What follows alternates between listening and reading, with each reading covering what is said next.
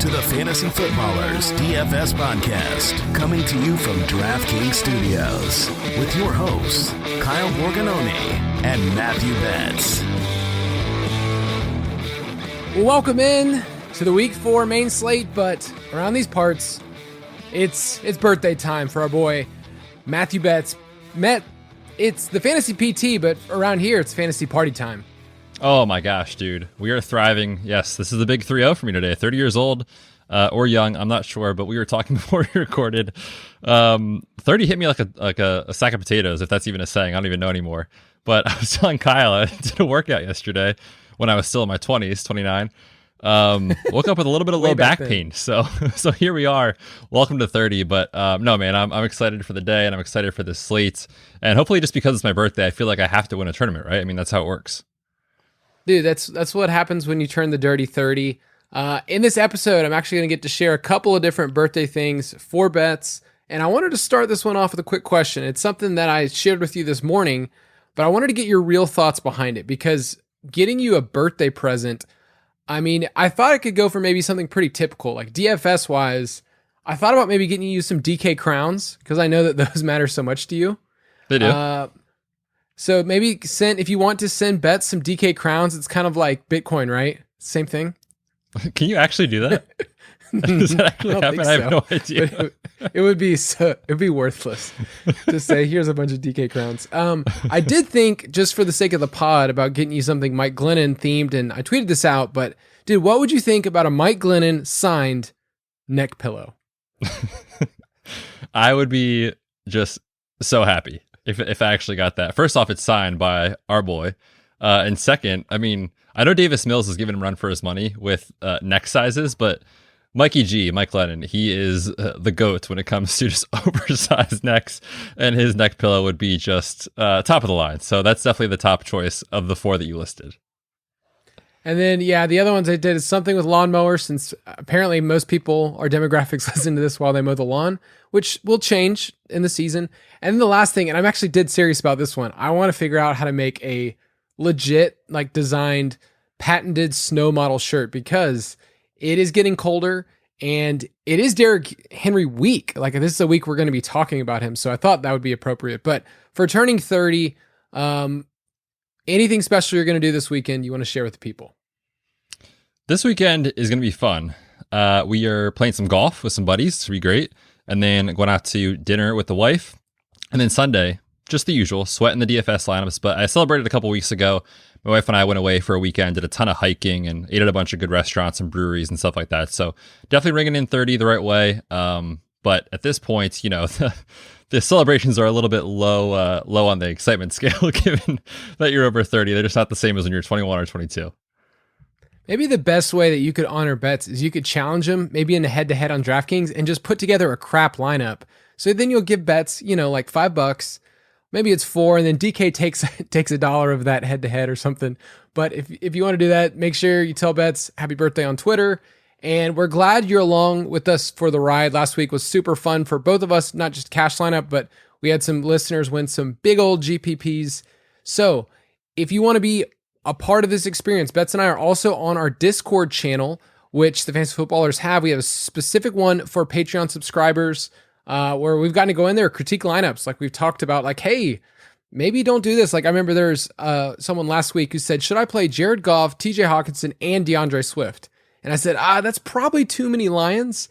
And what he did is he switched that off and was able to cash just from simple conversation like that. So if you want to be a part of that, you can go to ultimatedfspass.com and you can use the promo code DFS Pod if you want to save some cash, if you want our picks. Betz and I just submitted today our picks for DraftKings and FanDuel, and those are always a doozy because there's so many players each week that we get to write up. So if you want to be a part of that, make sure you go to the website and look that in. But let's talk about cash picks. Straight cash, homie. All right, Betz, I'll let you start us off with quarterback. And last week, we basically said, play Josh Allen and play Matthew Stafford. Feels like it's almost the same thing this week. Yeah, there's honestly, it feels like a week where you can't really go wrong. And it's just a matter of how much do you want to spend on your quarterback this week, because there's a lot of guys in the 6K range and then the 7K range that just stick out like a sore thumb as just great plays. And the top of the list here, I'm going to go to Josh Allen. I'm not sure what you guys need me to tell you. It's the Houston Texans. Josh Allen is one of the best quarterbacks in football, and their team implied total of 32 points is the highest on the slate. So if you're spending up and you want safety, Josh Allen looks like a great play this week. I'll also throw out Dak. We're going to talk about the Carolina and Dallas game in detail in a second, but Dak at 6.7K, I like that a lot. He just looks so dialed in right now. And against Carolina, I'm not really worried about the matchup. I know they look like a good defense on paper, but they've played just, Davis Mills and Jameis Winston and just not Dak level players, right? Like, he's a great quarterback. He's going to succeed, and we like that game. So I like Dak Prescott a lot at 6.7K. Yeah, so Dak's probably the best salary saver in terms of, like, we know his floor. He's just priced too cheap because of that Monday night price glitch. I'll just throw out Patrick Mahomes is just somebody that I'm willing to pay up for. And, the Chiefs have the highest pass success rate in the league. And when they're ahead, which, Chiefs usually are ahead, we expect them to win against your Eagles. They throw it a 71% clip. So I want the points. I want the Chiefs. I'm willing to pay up. And then if you really want a cheapie, I feel like people ask hey, what if I want a cheapie? I'll say Matt Ryan at home. I don't think it's that bad against the football team. They've allowed the 4th most passing yards and the 3rd highest expected points added per pass attempt. So Falcons want to throw in the red zone. I don't really mind that. It's just super cheap. So pay up at quarterback, just get the safety in cash. And then on FanDuel, Dak is a good value and Matthew Stafford's a good value at 7.8. All right, running back this week. Who do you like? I mean, how do we not talk about the big dog? Listen, dude, I woke up this morning. It was crisp. It was about 45 degrees here in Vermont this morning. Woo! Yes, cold. So the snow model isn't really at full capacity yet, but it is trending that way. So I'm going to hop in before things get heated here. It looks good for Derrick Henry this week. There's not too much to say, and there's not a lot of analysis. He's going to touch the ball 25 plus times. He's seeing a 13% target share, and we have AJ Brown definitely out this week. They haven't ruled him out, but he's not going to play. And Julio Jones just popped up. There was an injury report that came out that it was a leg injury. We didn't know. Found out on Thursday. It's a hamstring issue, and Julio missed games last year with the hamstring issue, so that's concerning. So he's going to be option A, B, and C. I'm paying up for him in cash this week. I've already made the decision. Just too safe of what you're going to get against the Jets. 8.8 on DraftKings. And then also throw out, let's monitor Dalvin Cook. He's a great tag. He's 8,100 this week, and I like that tag a lot because it's the cheapest he's been all season. And if he's healthy and he's the green light, full go, certainly no one's going to argue about paying up for Dalvin Cook. Let me throw this stat in for Derrick Henry, just in case you okay, I don't know, maybe the Jets are just going to go all in. The Jets have given up the highest rush TD rate in the league. Okay, so their touchdowns they've been giving up, they've been on the ground. And they allow the highest percentage of rush attempts inside the 10-yard line. That sounds like Derrick Henry. And I think he's going to be able to pay off in cash. GPPs, we'll have a conversation. But yes, we will be playing Derrick Henry this week. And if you want to jump on his back, you can do it. In terms of that middle price, that middle tier, my favorite is Darrell Henderson right now. It seems like he's trending in the right direction of playing. And he's only 5.6. Arizona actually has given up a lot on the ground. So that's just where I'm at in terms of if I'm going to pay up for somebody like Henry, I need to find savings somewhere else, and usually at that RB2 spot. I like Darrell Henderson, and then Jonathan Taylor is only 6.6. What are your thoughts on Taylor against the Dolphins? Yeah, I don't think I'll go there in cash. I think he's a great GPV play. I mean, he's been a guy that people have been kind of excited about for the first month or so, and he hasn't really done much. But he's still, I think last I looked, he was top 2 in carries inside the 10-yard line. I don't think he's scored on any of those. So regression is going to hit for him at some point, and I definitely want to be ahead of the curve. So I'll probably play a lineup or two with him in there, but more of a tournament play for me this week. So in terms of roster construction, I think that's what's most interesting is if lineups are saying, I want Henry, or if we find out that Cook is healthy, those are going to be the guys, the studs that people get in, and they're going to have to get different elsewhere. And so I feel like wide receiver is kind of wide open this week. There's nobody that says you have to play them. I feel like the biggest value on the board is Amari Cooper at 6K. He's just not priced there. And I don't know how people feel because he's had 2 down games in a row and, but I still remember week 1 and this Panthers defense, I don't believe in them, especially in terms of the secondary and the injuries they've had. So Amari Cooper is my favorite there, but are there any other values at wide receiver for cash that you like? Yeah, I feel like we sound like a broken record. I mean, just always talking about these Bills pass catchers. Of course, if you want to pay up for Steph Diggs, do it. No one's going to argue with that. But Manny Sanders is 4.9K. He was the cover boy on your cash recap article this week on the site, Kyle. Love him. His air yards are insane. Cole Beasley just dominating targets. I know it's not pretty because it's going to get you 10 for 90, but on full PPR sites, that works. And he's cheap. He's also in the low 5K range there. So if you need to save salary, I'm looking at those 2 names this week. And then I'll just throw out real quick. One guy in the mid tier that I absolutely am in love with this week, and it's that Dallas-Carolina game, is DJ Moore. I mean, how can you argue against the guy who's getting the target share he is, and just the talent? The breakout is happening. Now we have no Christian McCaffrey. Dan Arnold doesn't really matter that much, but no Dan Arnold. He should be able to dominate this week, and his price tag is cheap. Yeah, Dallas, they've allowed the highest pass rate because their games are just going off. So I feel like if we like Dallas players, and we're going to talk about that game, then there's somebody that's going to have value. And is it Chuba? Is it DJ Moore? Are we having a giant Robbie Anderson game? So I do like DJ Moore, and I feel like his price is still not that high. He's way more expensive, and he kind of always stays up there on FanDuel. It's kind of interesting. In terms of the elite tier, I love Tyreek this week on the road.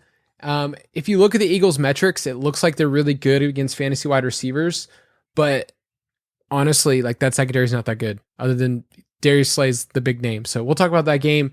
Devontae Adams is only 7.9K. Go for it. Safe. You're getting targets. Steelers ranked 28th against fantasy wide receivers, and it's a game environment we like.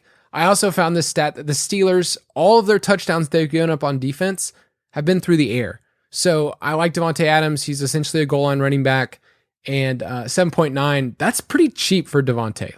He's usually a lot higher than that. And then any other names you like? Those are the big ones. Also throw out real quick, Corey Davis. He's down there. He's 5K. It's a game where you can easily project the Jets to have to throw a ton. Tennessee secondary isn't great. And if he's going to see targets and he's, 5K, if you need the savings to get down to him, I'm fine with it in cash. I'm not in love with him. If I'm choosing between Sanders and Davis, I'm choosing Sanders. But if you prefer Davis, that's fine as well. And it's a revenge game, so that means everything to him. Of course. All right, let's finish up with tight end and defense. There's really a small pool of players that I like on DraftKings this week. And once again, we subscribe to either pay up or punt. And so the pay up is real simple. Do you want to pay 8.1 for Kelsey? Do you want to pay 5.9 for Kittle? Or do you want to punt? So who's your favorite punt plays this week? Yeah, there's 2 that I think fit the bill. We talked about it on Tuesday's show with Evan Ingram. He is $3,000. It looks like both Sterling Shepard and Darius Slayton are going to miss this game. And if that happens, he's got to be the dude. We can't forget Kenny Golladay also entered last week questionable with the hip issue. So their pass catchers are really struggling. He could just be thrust into opportunity. And at 3K, that's going to work out for you pretty well. And the other one is Big Montana. Will Dissly is going to potentially get an every down role with Russell Wilson because of the fact that Gerald Everett landed on the COVID IR list. So assuming he is out and Dissly is in, 2.6K in a pretty high scoring game environment. I think the total is 51.5 right now. Is really intriguing as well if you want to punt it off. Yeah, with Dissly, he's been fun. I remember us playing him in the past as a punt play. We obviously, for the show, he's a fun name, but you're asking for 8 points. That feels like something that's doable in a total that we like. So if you really want to punt it off and not play those high price guys, I do like Big Montana. And then for defense, it gets gross down here at the bottom. I like Dallas at 2.6 at home against Carolina without CMC. I think that is certainly cheap enough. The Vikings are right around that same point. But who do you like at DST? This is really gross, but it makes sense. Yeah, I'm going to take the Lions this week. They're 2.2K, so if you really want to save money, that's where you go. It's just, man, the Fighting Matt Nagy's of Chicago are so bad. They're 31st in points per game, 28th in plays per game, 32nd in yards per game, 32nd in yards per play, 30th in first downs, 32nd in sack rate allowed. What is there to say? Play the Lions.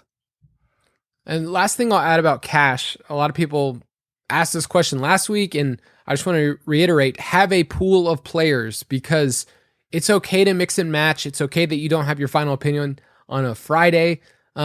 Just be able to do that and adjust as things move on throughout the week. So if we mention those tight ends, like we said, Kelsey, Kittle, Ingram, and Disley, like those are very different builds in your roster, getting from Kelsey over 8,000 to Disley. So the rest of your lineup's going to change if you want to play those players. So just play around with it. Like, okay, if I have Kelsey in my lineup, what do I have to sacrifice? Or if I have Disley, I can get up to Henry and Devontae Adams in my lineup. Those are the kind of decisions that you get to make in cash. All right, let's talk about how to stack this week. Stack Attack. So we're going to highlight some of the games that we think are the most important for GPPs to stack, and we're going to start off with your Eagles bets. It is the Kansas City Chiefs visiting the Philadelphia Eagles. Both teams are 1-2. This game is a 55 total, and the Chiefs are 7-point road favorites. So what are the main storylines in this game? Well, if you would have told me 3 weeks into the season that the Chiefs and Eagles had the same record, I would be thrilled. I would say, sweet, we're 3-0. But that is not the case. They are 1-2, and I am absolutely terrified for what the Chiefs are going to do to the Eagles. Coming off of back-to-back losses in a hashtag revenge game for Andy Reid, going back to Philly, I feel like we just see him pull out all the stops, like let Mahomes just go absolutely nuclear and really like get back on track, right? That's what I expect to happen. So I'm worried about the Eagles side of the ball. I'm worried about their ability to keep up in this game. And I know we talked about on the Tuesday show, like Kansas City hasn't really covered the spread very much. This feels like a game where they're going to win by 2+ touchdowns. So I definitely want exposure to Mahomes stacks for sure this week, whether that's in cash or GPPs. I'll certainly have some exposure there. It's hard to see a path to them failing in this game, in my opinion. With the Chiefs side, I feel like so far this season, we haven't seen that absolute explosion. Like Tyreek did it week 1, and then he's been silent the last 2 weeks, and Kelsey's just been Kelsey. But I feel like we haven't seen that yet. And so I'm seeing in the roster percentages them coming in a lot lower than I think they should be. And I think it's the worry is the Philadelphia side. Like, okay, where do I go here? Like Devonta Smith, last 2 weeks, production's been down. He slipped, and they had the interception this past week. At the tight ends, it's like I don't feel super confident with Goddard. Miles Sanders had 2 carries. So luckily for us, the Chiefs defense is very, very giving. They rank dead last. You ready for this? In defensive DVOA, in pass DVOA, and rush DVOA. It is really hard, people, for someone that looks at statistics to be the worst at both the run and the pass. Like usually one team is really bad at one because they give up the other and vice versa. So it's really bad with the Chiefs. They haven't really had a pass rush. So then can we play Jalen Hurts, and who do we stack him with? I mean, I think you can play Hurts if you really want to, even though in terms of real life, like he hasn't looked awesome. Even in a game Monday night where he just struggled so badly, he still put up like 25 DK points because he was forced to throw the ball basically every play. And we know that creates opportunities for him to scramble, which he can definitely do. So he's got 20+ DK points in 3 straight games. I don't think a lot of people are going to play him despite that.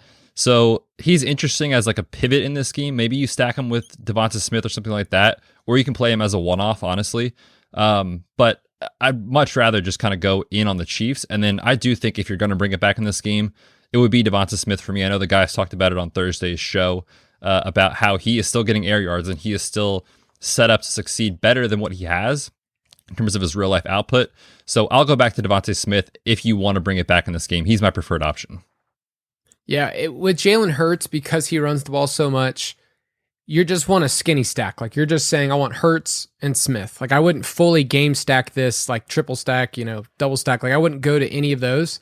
So I'd probably go Hurts and Smith, or I guess Goddard's interesting, but yeah, Hurts and Smith, and then run it back with Tyreek, or Hurts and Smith and run it back with Kelsey.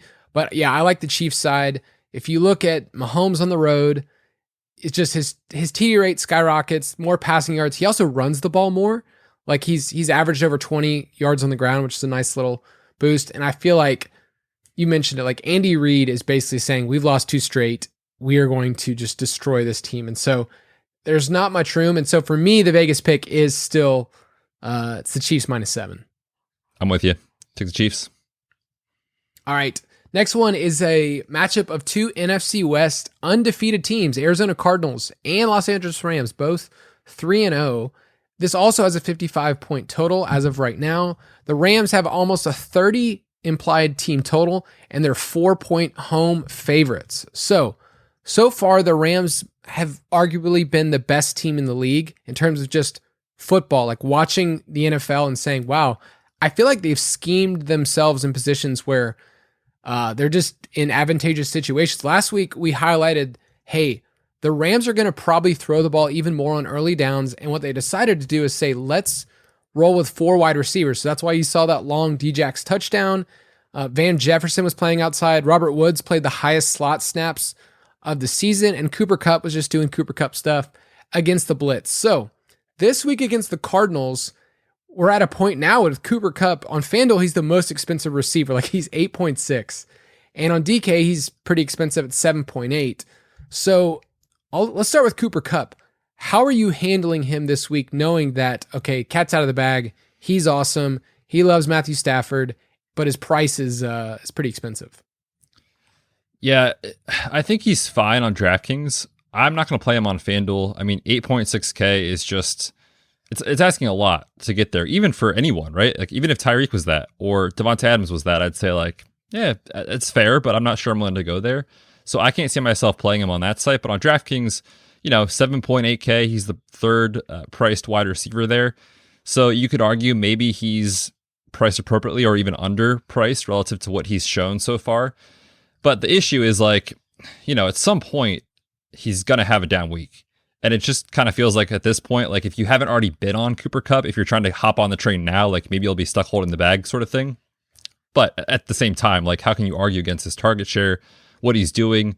The Cardinals secondary isn't great. So on paper, this sets up as another great spot for him. I don't have him in my cash lineup right now, and I'm honestly kind of worried about it. So I may come around to him, but I'm not playing him on FanDuel. I think on DraftKings is definitely viable.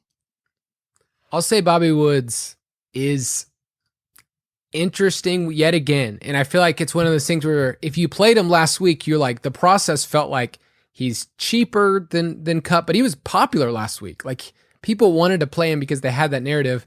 Now this is a week where we had a huge total. He didn't come through, and you can probably go back to him in GPPs. I can't confidently tell you to play him in cash all the time.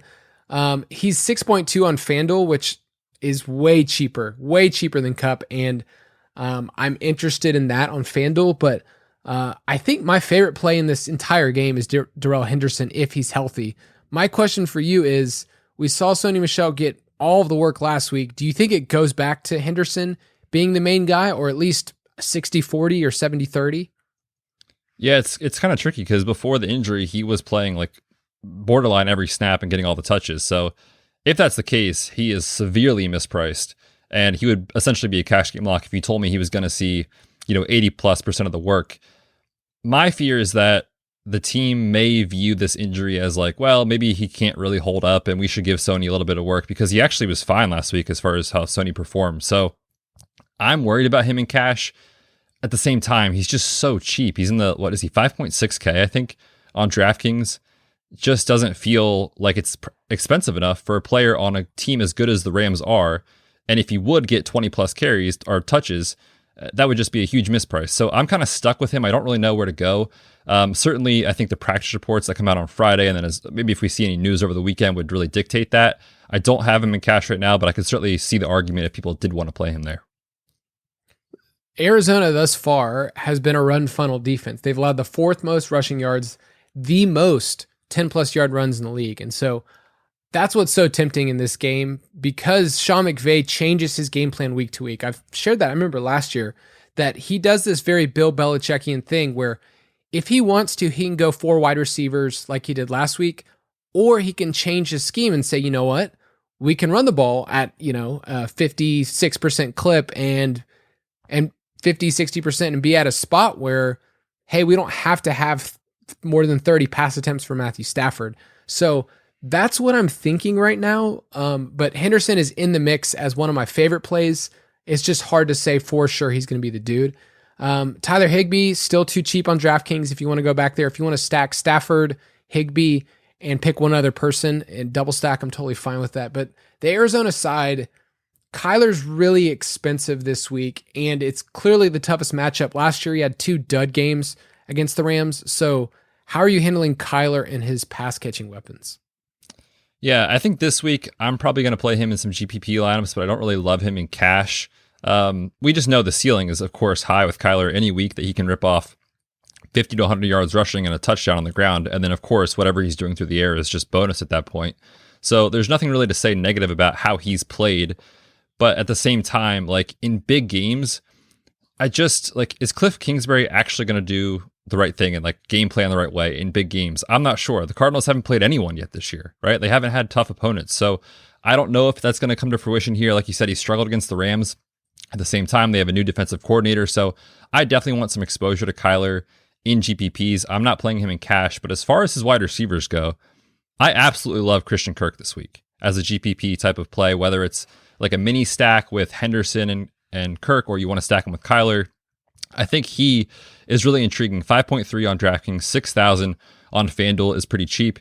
He's seeing 34% of the air yard share, and it's only a matter of time before he overtakes AJ Green in terms of playing time, in my opinion.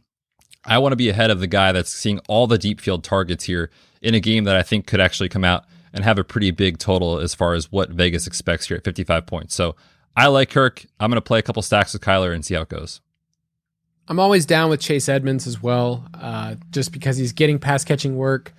17 targets in 3 weeks is pretty good for a running back who has great correlation with Kyler. So it's so hard though when you look at the Rams and think like, okay, how does this team basically say what your pass catching guys do? We're going to shut that down. And with Hopkins hurt, last week, like, killed me to see Hopkins, who I played in GPPs at a lower roster percentage, just like doom some lineups. So, I think Kirk is interesting, and I wrote him up earlier in the week, but I feel like, does this seem like a Rams are just going to keep rolling? It's hard to see them not doing that at this point. Yeah, I like the Rams to cover the spread, -4. I definitely want exposure to Matthew Stafford stacks again this week.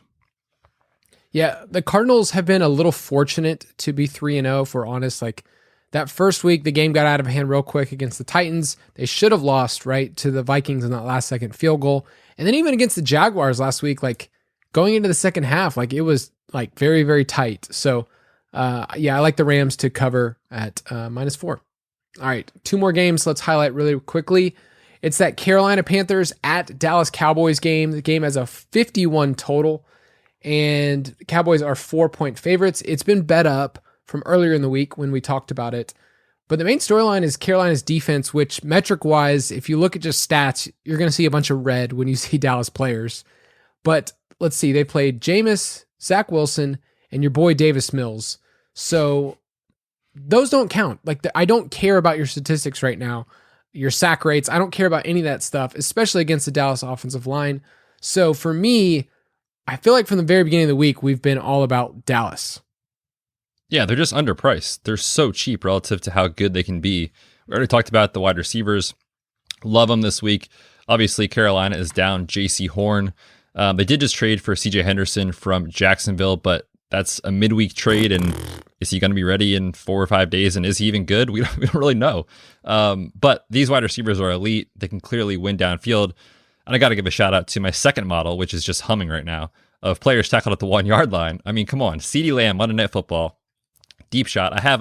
Betz has a bet on CeeDee Lamb to score the first touchdown in that game. He is down at the 6-inch line. Are you freaking kidding me? So I am going back to CeeDee Lamb this week. It just makes sense, right, against Carolina. And I think that I think Carolina can actually keep up in this game and move the ball. So I like this as a game stack, and I certainly want exposure to all pieces in the passing game on Dallas' side. Yeah, I like it as a game stack in the sense where we mentioned Dak as a cash game quarterback. You can go Amari on DraftKings. He's going to be really popular. Like, people see that price tag at $6K and they're just like, wow, that is wrong for a player with his talent. So I do like CD a lot on FanDuel. He's 7.4, so that's awesome. I probably won't be going back to Dalton Schultz. Those were really fortunate touchdowns to be the tight end one on the week. So Good luck. If you want to game stack it and say Dak, CeeDee Lamb, Schultz, I'm fine with that, but do not play Dalton Schultz by himself. Only play him if you're playing Dak. Any interest in Zeke? Well, we got news today on Thursday that Tony Pollard did not practice, and I don't know that there was ever really news that came out why that was as of now. So, of course, we need to monitor that and see what happens. But if Tony Pollard is out, I mean, that would certainly push Zeke, in my opinion, probably even into the cash game conversation. He's 6.5K on DraftKings and 7K on FanDuel, so great tag on FanDuel. And yeah, I think Dak and his stacking partners, CD and Amari, are going to be very popular. So I like, right now, the way the slate stands, I like Zeke as a GPP leverage play on the Dallas passing attack for sure. He's still getting a ton of work. You know, people are worried about Tony Pollard. He's still getting a ton of volume and getting the carries close to the goal line. So, of course, have some interest in Zeke. So would you do just like a correlation play of saying Zeke and DJ Moore and not worry about the quarterbacks? Yeah, I think that probably makes sense. You could play Sam Darnold if you wanted to stack one of the pass catchers in Carolina. I think that's viable. He's relatively cheap. He's 6K on DraftKings. And, you know, this is just the next player to leave Adam Gase and actually be good at football. And Joe Brady's system is, I think, set up perfectly for him to succeed. We talked about DJ Moore being a guy that we like for his price. So if you wanted to stack those two and bring it back with Zeke, I think that's totally viable. The real question, in my opinion, is this the Robbie Anderson week? Because people have just been burned in redraft leagues. I played him once or twice in DFS, got lucky in week 1 with the touchdown. But I'm kind of excited about Robbie Anderson this week. Am I crazy? I thought you were going to say, is it Terrace Marshall week? And that would have got me really it can be excited. that too. It can be that too. I do think that there is going to be one of those 3 Carolina pass catchers that is going to be someone you need in your lineup. And for GPPs, there are so many players that can put up 15 plus points. But if one of those dudes goes off for 25 plus points, like you need them in your lineup. So, yeah, DJ Moore, Robbie Anderson, Terrace Marshall are all super interesting. Dallas has given up the second most passing yards and tied for the most 20-plus yard passing plays. So, like, Carolina hasn't trailed. They haven't had a snap yet where they have trailed in a game. And so we're going to see their pass rate skyrocket, and maybe that's going to be turnovers. But I just think you're going to want one of those wide receivers. And then with Chuba, I feel like he's the big question this week. For me, I'm just not going to go there in cash. I'm only going to look at him in GPPs because there's some volatility and, you know, he did get some pass catching work. So that's why I'm like, okay, in GPPs, if he can rack that up, but I could also see a point where Carolina puts up a dud of a game and they score 15 points. Don't you think he's going to be popular though? Like too popular for GPPs? Like the ladies like him? Exactly. Yeah, I don't know. He just kind of feels like, we see it every week when this happens, right? Where there's an injury to a starter and people like fall all over themselves to get this guy in their lineup.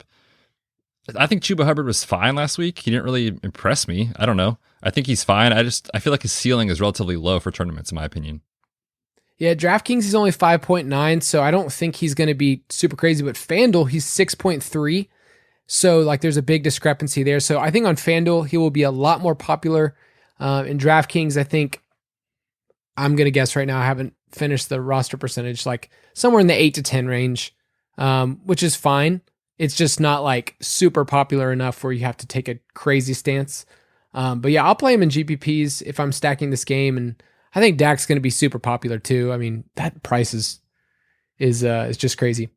All right, give me your Vegas pick. I will take the Cowboys -4. I will take the over and Dallas -4. Like I mean, this game already went up from when we talked about it earlier in the week, but yeah, I in my survivor pool right now, I'm 3-0, of course. I'm taking Dallas. It's either between Dallas and Buffalo's like the layup, but I might save Buffalo for later. But Dallas, I just like them at home. All right, last game to talk about stacking is basically the exact same team, which we highlighted on Tuesday. It's Cleveland Browns at the Minnesota Vikings, the Kevin Stefanski revenge game. This game is 51.5 total, and the Browns are 2-point road favorites. So these teams are interesting because we know we want to run the ball. We understand their identity of what they want to do. Both quarterbacks don't run the ball at all. They're statues pretty much, but they're both in pretty good spots. So like, I feel like Baker or Cousins in a GPP are intriguing if you want to stack them. They're too thin for me for cash, But what do you like in this game? Yeah, for me, this is pretty much like a GPP only game, with the exception of if we get the news that Dalvin Cook is good to go and he's fine. Obviously, you can play him in cash, and he's cheap at 8.1K. But yeah, this is really interesting. I'm looking at Odell Beckham this week in tournaments. The Vikings secondary has just been so bad, like atrociously bad. And Odell played his first game back off of the ACL from 2020 last week. Saw 9 targets in his first game. And like, who else is catching the football for the Browns in the wide receiver room, right? Like they run a tight end committee essentially with Austin Hooper and those guys. And that's fine if you want to go there. I'm not, but I think Odell either as a one-off or like a mini correlation with Justin Jefferson or Dalvin Cook, if he's good to go, makes a lot of sense. So he's cheap, 5.8K. And we've certainly seen big games from Odell in the past. What's to say it's not this week against the Vikings' dreadful secondary? I looked at Baker's splits because, his volume is usually super low. It's not something we want to really chase at all. But Baker's played 3 games in his career that weren't outside. Like he hasn't had many chances to like be in the dome, because you like think of those AFC North teams. It's like, okay, Steelers, Ravens, Bengals, like he's playing outdoors for already half of his games. And so he hasn't had many chances. But if you look at Baker on the road, his TD rate, his attempts, like all of those things skyrocket. So I like Baker as a GPP play. I think you can play him on either site. He's not really a 300-yard passing guy. So it's like, it's just so hard with Baker because he has to really have the efficiency numbers. We've seen him have games where he throws for like 4 or 5 touchdowns, but he still spreads it out. So it's like, okay, who are you going to go with? I like DPJ as a dart throw. Super cheap, ran 75% of the snaps last week, but that's really thin. Can you stack him with Hunt? You can if you project the Vikings to win. That's when Kareem Hunt really does his damage for the most part, is in the passing game. I mean, Nick Chubb has like 0 to 2 targets every week. That's all he's going to get. And we know Kareem Hunt is the pass catching back. So if you think that the Vikings can pull off a little bit of the upset as 2-point underdogs in this one, yeah, I think it's viable and it makes a lot of sense. This game is just volatile because I could see this game shoot out. I could also see this game like hitting the under and it's like 40 combined points. So this game is one of those where you have to take a stance on in GPPs. We love the wide receivers. I love Justin Jefferson this week. I think you can play him in cash, especially on FanDuel at 7.8K. Tyler Conklin is still too cheap. He was injured with a glute problem, as we talked about on the podcast today. So monitor Conk's glute. And yeah, if we get news with Dalvin, this will be the last thing I say. Would you put him in your cash lineup, or is it like I'm playing Henry, so I'm probably not playing Cook? Yeah, it does kind of feel like an either or week this week, just because, I mean, the wide receivers that are up at the top, they're going to smash, right? Devonta Adams looked like he's locked in. Cooper Kupp, we talked about. Tyreek Hill looks great. Like there's a lot to like at that top tier range. I'll throw Stephon Diggs in that list as well. So it does kind of feel like one of those weeks where just in the builds that I'm going to do, I prefer to have like one of the studs. But if you just want the safety of 2 of those elite running backs in your lineup in cash, I think it's totally fine. And Dalvin Cook's price is cheaper than it probably should be if you assume that he is fully healthy at 8.1K. So that's just too cheap for Dalvin. Yeah, I'll play him in GPPs, but the way I would attack this game is I would go Cousins, Jefferson, or Cousins, Thielen, or Cousins, Jefferson, Conklin, and then run it back with either Odell or Nick Chubb, and just assume the Browns take the lead. They're the favorites with Nick Chubb, or get there with Odell. So that's probably the best way, but I still like Baker this week. I think he's a sneaky play. So give me your Vegas line. I feel so lame. I'm taking all the favorites here, but I'll take Cleveland. I think they win this game. I'll take the -2. I will take the under. I don't really know how I feel about the line, but I'll take the under. It's at 51.5. We saw what Cleveland's defense could do last week, and then Minnesota actually showed up at home last week against Seattle. So that's where I landed. All right, let's battle it out. DFS Battle Royale. All right, last week you did make a comeback. Don't call it a comeback, but because it was. Right now for the season, 3 weeks into the Battle Royale, Betz has 7 wins and I have 8. So week 4, maybe I'll give you a little birthday love, but give me a stacking quarterback that you like right now under 6K on DraftKings. I really would rather have your guy, so this is kind of a bummer that you didn't let me in the dock first. But I'm going to take the quarterback in the same game as your guy. I'm going to take Taylor Heineke, 5.9K. Say what you want about the guy. He's going to run the football a lot. We've seen him just kind of play like Ryan Fitzpatrick-esque YOLO ball, and there was a reason that we were excited about Ryan Fitzpatrick, and it's because he was going to do that. Well, Taylor Heineke is doing that, and he's taking on the Falcons in a game that I like to hit the over. I think last time I looked, it was 48 points. I like the over in that game. We could just see two, I think, decent to okay offenses against bad defenses just kind of go off for a couple of points here. So I like this game. I will take Taylor Heineke. I like Heineke from like a football perspective. Like I enjoy watching him play. And I mean, obviously we wanted Fitzpatrick, but he's at least made that offense one that we could talk about for fantasy. We're not going to go through fully that game. I'm mentioning Matt Ryan, who's 5.4, which is way down there.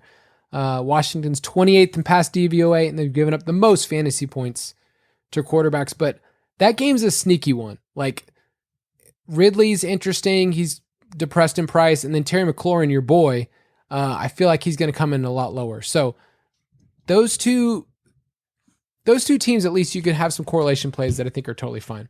All right, give me your cash game running back, not named Derrick Henry. Or Dalvin Cook, because that would be cheating. I will take Ezekiel Elliott this week. We talked about that game just a few minutes ago, so if you want our full thoughts on it, go back a little bit. But yeah, Zeke is getting the ball, he's getting their goal line touches, and Vegas projects Dallas to score a ton. So I'll take Zeke at home at Jerry World. Mine comes with an asterisk, and that is simply if I find out that Darrell Henderson, at least from injury news, is fine, or at least I have some type of information about the workload. Sean McVay says something like, he's my cash game lock. You kind of mentioned it earlier, but I just think he's set up in such a great spot against the Cardinals, and they're going to run the ball more. All right, give me your cheapy wide receiver of the week, under 5K. Yeah, this feels like stealing. Emmanuel Sanders at 4.9K. He's still underpriced relative to what he should be. He smashed last week, and the writing was on the wall that it was going to happen sooner or later. He's taking on the Texans. Not scared about the matchup. I will take Emmanuel Sanders. That's our boy. Emmanuel Sanders. He's also on our big dog team, which we need that weekly shout out to our big dog team on Underdog. But Emmanuel Sanders is awesome. I will go with Terrace Marshall at 4K. It's just such a salary savings. We want that game. His usage, his role in the slot is increasing, and I think they're going to have to throw the ball 40 plus times against Dallas to stay with it. All right, punt tight end.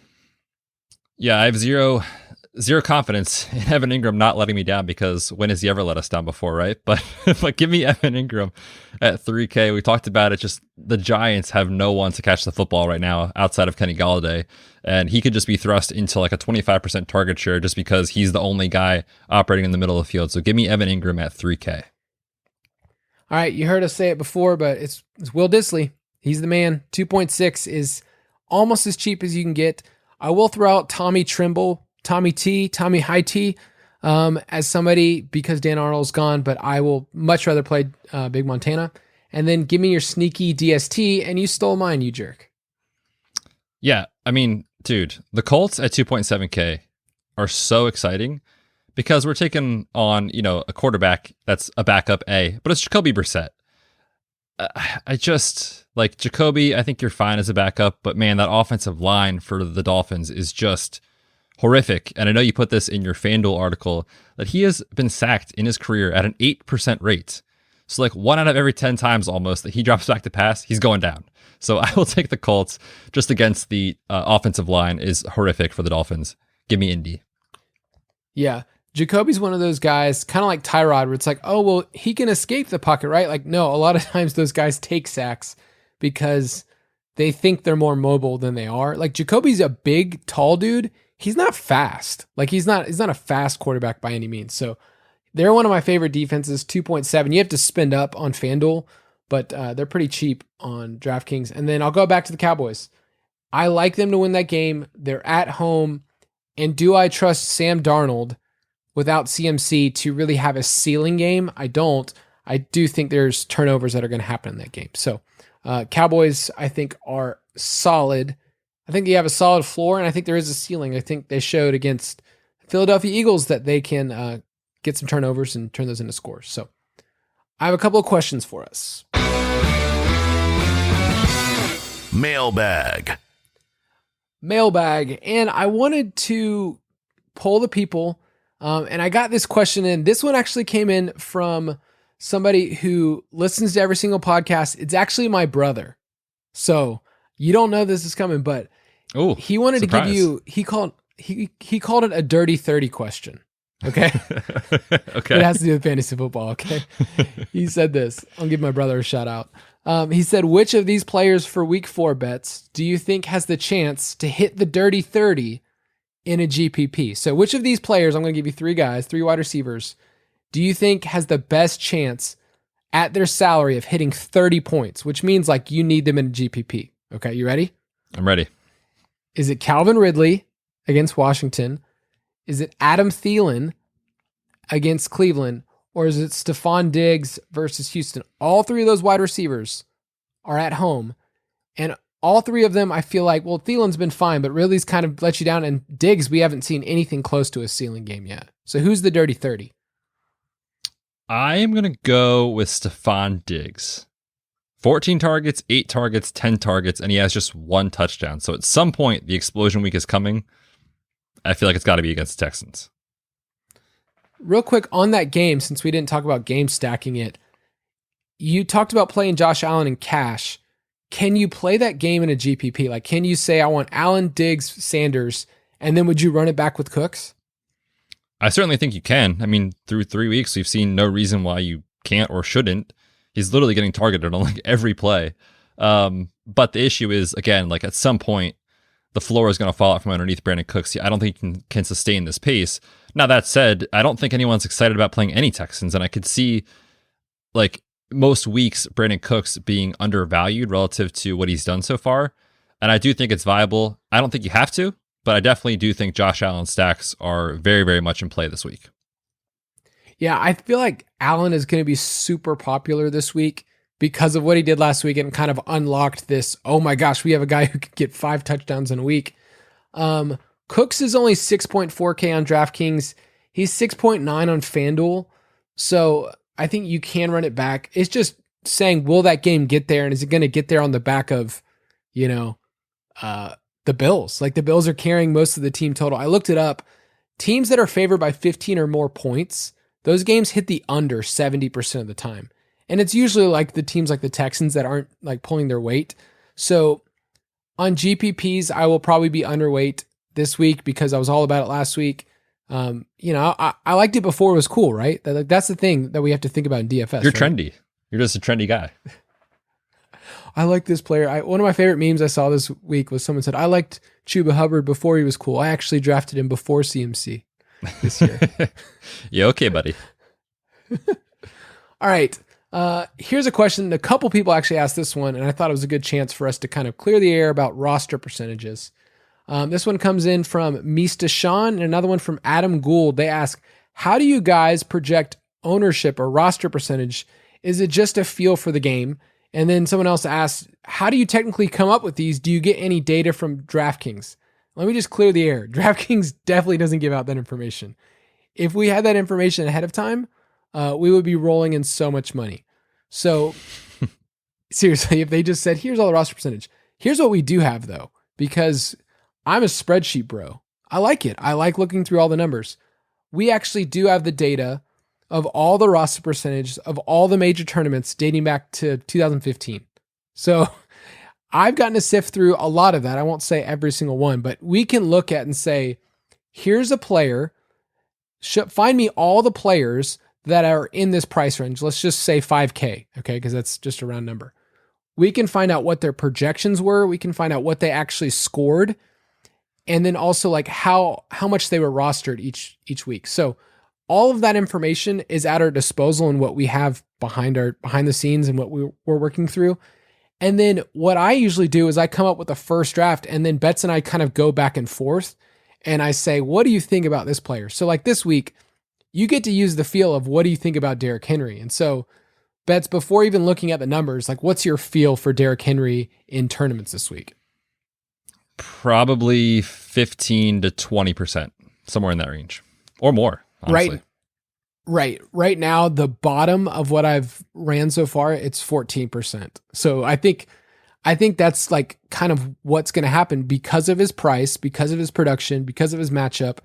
And one thing DraftKings is good at, like in terms of their algorithm and how they figured out, is they do price a lot of players, especially running backs, appropriately. If you're near that 9K range, you're going to score a lot. Like that's just the way it works. And so people understand that. So we're not the only site. Lots of other sites have their projections. And I just want to say they are projections. There's a range of these players.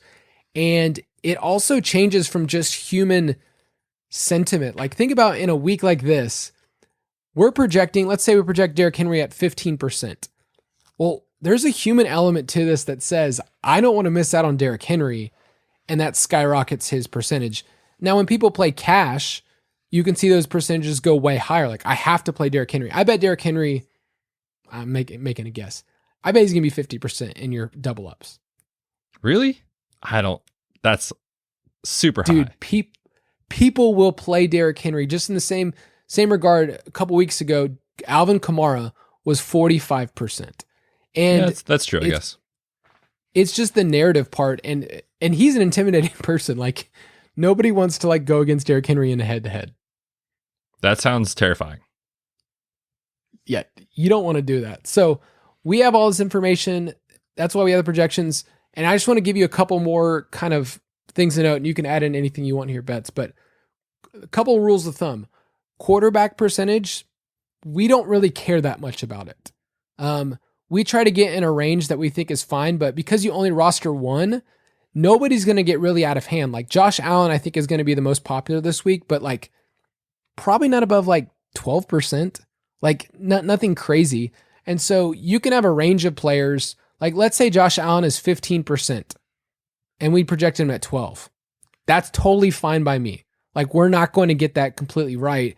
And it's not off enough where you go, okay, that's not going to burn anyone. So quarterback's the one that I always feel safest with. And the way that we add it up is we try to get as close as possible to 100% since you're only rostering one of them. Same thing with defense. Defense is flat. We try to get that around 100%.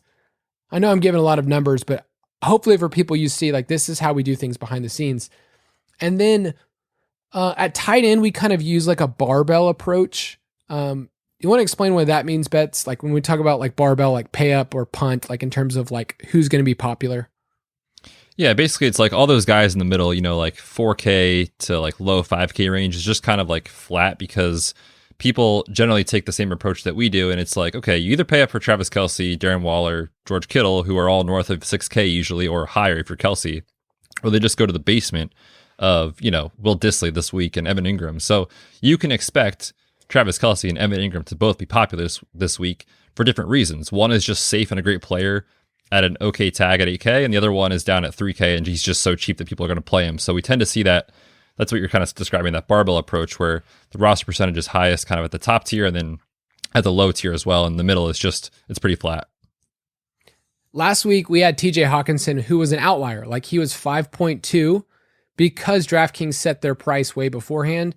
And he was a great play in terms of points per dollar projection. So I would say if you want to go the best route in our DFS Pass, in the DraftKings rankings or in the FanDuel rankings, we have point per dollar projections, which is simply, here's our projections from Andy, Mike, and Jason, and as a team, here's what their salary is, and here's how you can configure that. And so that's why certain players are just going to be better. Like the week Derrick Henry went off, I'm not sure why he wasn't more popular.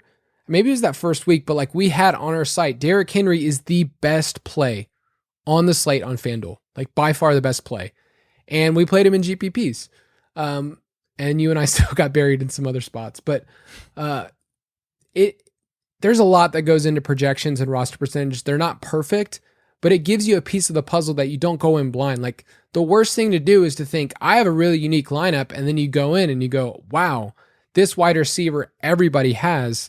How else can I get different in my lineup construction? So any last things on roster percentage and how it's been helpful for you? No, I think you described it really well. I do think it's one of those things that is really important and I think undervalued in tournaments. Like you have to know what your opponents are doing, because if you're just going with the herd, you're not going to win. Everyone else is going to play the same lineups as you. So I do think that that's crucial. We've had a couple questions come in, I know, like Twitter messages and stuff like that of, should I be playing like a certain percentage roster? Like, does it need to be 50%? Should it be 60? Should it be 80? Should it be 150? So when we talk about cumulative roster percentage, the data is showing that in GPPs, the best outcomes, and it's not the same for every slate, but in general, the best outcomes is like shooting for around 100 to 125 cumulative roster percentage. So I got a lot of questions about that. Wanted to address that on the show today too. Every slate is different. And so if you're like, okay, I shot for 100% and I didn't win this week, well, it's different every single week. We also don't have a very big sample size, and we need to give ourselves time. So don't give up if you feel like you're having a hard time with roster percentages. We have a couple of articles. We did a podcast over the summer of the ways to approach that. So roster percentage is super, super important, and it's found only in the DFS Pass. All right, next question is from Laced Gravy. Great name. What's the last position that you typically fill in your roster? It said, I almost always see myself leaving the flex for last and seeing who works for the money left. Yeah, I don't know that I have a great answer for this other than just to say, like, when I go down to sit a lineup, I basically am looking at which game stack do I want to go after if we're talking about tournaments, and then kind of play around with the pieces there. And usually that includes a quarterback, a wide receiver or two, a running back maybe. So it kind of just naturally fills those positions. And then I look at, other spots that I like, and the last thing I even consider is defense. We know that the correlation between DraftKings price and fantasy performance at defense is the lowest of any position on their site. So even though you might love a 4K defense, like I don't care. I'm just going to play the cheap guys that aren't going to be rostered by a lot of people in tournaments. So they're the last place I look. I don't stress about if it's like, oh, I wish I had $200 more to get to this defense. For me, it doesn't really matter that much. That's the last place I look. Yeah, defense is usually at the very end, but I'll kind of flip the question, because it really is more about having a pool of players, or else, like, I sometimes make lineups and I'm in the negative, when I get to my flex, because I'm like, I want to fit Derrick Henry and Tyreek Hill and Devontae Adams. It's like, I can't do that. So I would say the better question is, do you have a pool of players for running back and wide receiver? Do you have 2 or 3 quarterbacks that you kind of like? And then you just make a bunch of combinations of that. Like, I'll screenshot bets. Like, here I am on a Thursday. Here's who I like. And then I'll play around with a combination and I'll see if I like it. Like, okay, do I like, instead of having Dak and Amari in this lineup, like, do I like having Mahomes and Tyreek, but then I punt at tight end? Instead of having George Kittle this week, I have Will Dissly. Like, is that a better combination? So that's what's more important. But yeah, usually defense and flex is usually, for me, I'm at the end. And I also try to always, if I can, keep my flex open. So for that afternoon slate, I can mix it up and know, like, okay, this week in that spot, I have a range of, players I can go with. Like, can I go to Robert Woods or can I go to this, Chris Godwin? Like that was kind of the decision last week for me. All right, let's get one more question here. It's from David. He says, what is the right balance between eating the chalk in GPP and fading the chalk? Is it a gut thing or is it a data thing? Yeah, there's been some data that's come out that has shown that there is, I don't want to say optimal, because I feel like that means that people will automatically do it, but it's generally more of a positive expected value type of move. And that's just to play some chalky plays mixed in with some contrarian plays. So there's been data that's shown like the top 10% win rates in tournaments is better when you play like, 2 or 3 guys that are in the 20-ish% range, and then a couple of guys that are below 10% versus playing everyone at like 15%. So there's a reason players are popular on a given slate, and that's because they're great plays. And, you don't have to necessarily fade them every time, and you can still kind of get different in your lineup elsewhere. And I'll just point this back to the thing we just said, which is cumulative roster percentage is far more important than trying to identify like specifically what should my quarterback be and what should my running back be. I think the cumulative roster percentage, when you add up each position, what is your total at the end? That's more important than trying to get specific at each spot. It's an opportunity cost question when it comes to chalk. Like, what do I lose? What do I gain? And, some people in the industry, they put it this way, like, what do I win? when I win with this lineup? Or you can reverse that. What do I lose if I lose with this lineup? So, it's really hard with the high projection. So week 2, when you and I were both on Kamara, it's hard to stare at a player like that and find an outcome that says, I am going to bomb this week because Alvin Kamara is going to get 8 touches or whatever. Like that's just not in the realm of what feels like even like a 30% outcome. So it's more of saying, when I look at this lineup, what do I lose? With GPPs, here's the thing, you're shooting for the moon. And so with that, you're mostly saying, what do I win with correlation here? And what do I win in terms of if I have a quarterback? So let's say this week you're doing Mahomes and you're doing Kelsey, but then you add in McCole Hardman. You're basically telling yourself with this, Tyreek Hill is not the win this week. Or if you're doing the opposite, you're saying Travis Kelsey is not it. And you're assembling your lineup as if you were right. Same thing we've talked about with best ball. And that's when you figure out like, okay, what do I win? But Betz is really, really awesome at this point. Like, make sure you do have guys that are consensus good plays. Like, there's a reason that chalk is chalk. Like, we wanted to play these guys for a reason. Austin Eckler was the dude for us the whole week last week. He was a great play, and most people said to play him. So mix in those guys in your lineup. Make sure that you can actually get different elsewhere. And then you're not saying, I'm not completely fading the chalk. I'm just saying I'm doing enough to be able to get different than everyone else. All right, let's finish off by talking about our DraftKings contest. Fantasy Face-Off, presented by DraftKings. Yes, you can go to ballersdfs.com, play in our DraftKings League, Fantasy Footballers DFS, Borg plus Betz. And if you are careful enough, if you're looking in there, there's some Andy, there's some Mike, there's some Jason in there. I know Jason was up against some people in a 50-50. Mike cashed in some one of ours. So make sure you go in there. You'll get a chance to play with all of us. I wanted to highlight a winning lineup from a tournament this past week. And Betz, why don't you tell me what you like most about this lineup, more as like a teaching point to the people? Is this your lineup? What? No way. I'm looking at this sitting here like about to compliment this listener, and I'm just like, wait a minute. This is definitely your lineup. Oh man, yes, this is Borg's lineup last week, which just crushed with 182 points. It's sad. It has lots of flames on it though, because it was a great lineup. You had Josh Allen stacked. We talked about that with Emmanuel Sanders, which was great. No one played that. And then you did eat some chalk with Chris Godwin, who was a fine play. Higbee was a fine play as well. And then you also went with Clyde Edwards-Helaire, who was a great play, but those guys were all popular, as well as Justin Jefferson. So what you said is like, I'm okay playing some really popular but good projected plays, and I'm going to get a different elsewhere. And what you did is a different roster construction, which I think is really interesting. You played Higbee and then Travis Kelce in the flex, which at this point you can argue he's a wide receiver, so it's totally viable. But yeah, man, 182 points. It pains me to compliment you because basically you took my money. Yeah, what I basically did, and I'm not going to go any much further with this lineup, is basically Cooper Kupp is the most popular play on the slate. I know that. And with our listeners, they definitely know that. So I need to figure out a way to have a lineup that no one else has in this field.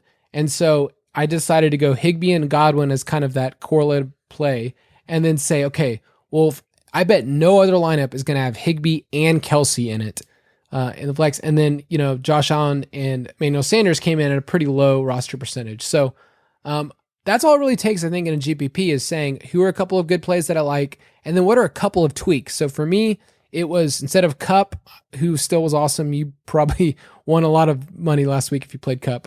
I just did Higbee and Godwin and then played Kelce. So please play with us. We would love to open up contests every week. And make sure that you invite your friends to be a part of this community, a community of people that gets to play DFS together. So Betz, any parting birthday words, you dirty 30?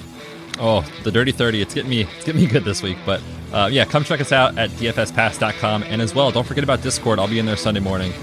Good luck to all of you in week 4. Thank you for listening to another edition of the Fantasy Footballers DFS Podcast. Don't forget to visit us on the web at www.thefantasyfootballers.com.